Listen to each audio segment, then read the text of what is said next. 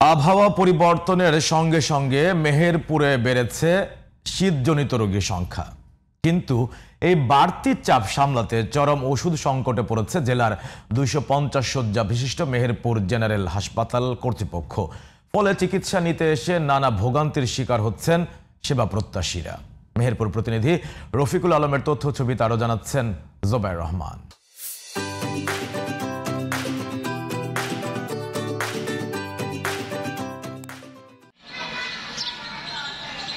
মেহেরপুরে প্রতিনিয়ত বাড়ছে শীতজনিত নানা রোগের প্রকোপ। ডায়রিয়া, নিউমোনিয়া, শ্বাসকষ্ট সহ নানা রোগে আক্রান্তরা ভর্তি হচ্ছেন হাসপাতালে।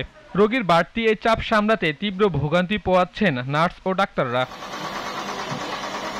অ্যান্টিবায়োটিক, বিভিন্ন ধরনের ইনজেকশন, স্যালাইন সহ ওষুধ সংকট তীব্র আকার ধারণ করেছে হাসপাতালে। এছাড়াও সিরিঞ্জ, ক্যানুলা, ট্যাপ সহ অন্যান্য সেবামূলক প্রয়োজনীয় পণ্য পাওয়া যাচ্ছে না বলে অভিযোগ রোগীর স্বজনদের।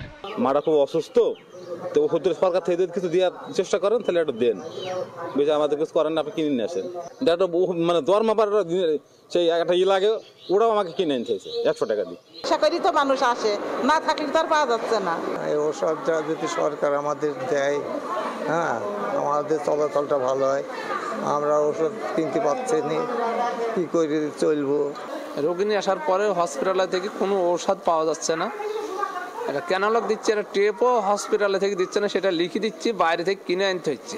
এখান থেকে 5 টাকার ওষুধ বলেন, একটা মনে করেন সুতা পর্যন্ত এখানে দেয়নি, হাতের ক্যানোলাটা পর্যন্ত বাইরে থেকে কিনে আসা হচ্ছে। আবার যদি ডাক্তারের বলা যাচ্ছে যে স্যার হচ্ছে কমছে না, বলে না কমলে বাড়ি নিয়ে যাই রেস্ট নাও। সেবা দিতে হিমশিম খেতে হচ্ছে বলে জানান হাসপাতালটির নার্সরা। আমাদের অনেক হিমশিম খেতে হচ্ছে। রোগীরাও অনেক সময় আমাদের কাছে এসে দুঃখ প্রকাশ করে যে কেন ওষুধ নেই। যদি পর্যাপ্ত ওষুধ থাকে তাহলে আমাদের ক্ষেত্রেও সুবিধা, রোগীদেরও অনেক ভালো হবে।